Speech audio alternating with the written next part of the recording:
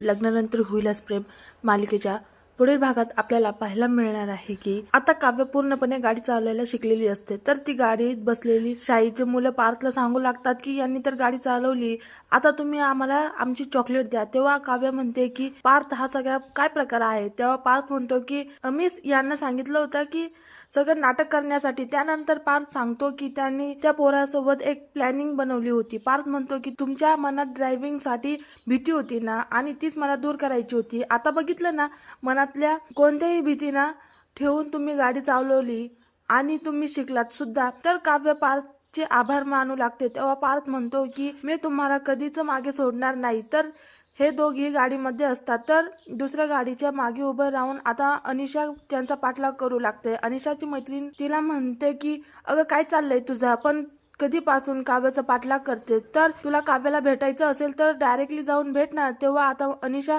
वैतागून म्हणते की मला तिला भेटायचं नाही, आणि ती म्हणते की काव्य तू गाडीत तर शिकली पण पुढे काय. तर मित्रांनो, तुम्हाला काय वाटतंय, अनिशा कशी आहे, हे काव्याच्या आयुष्यात नवं संकट तर घेऊन येणार नाही ना?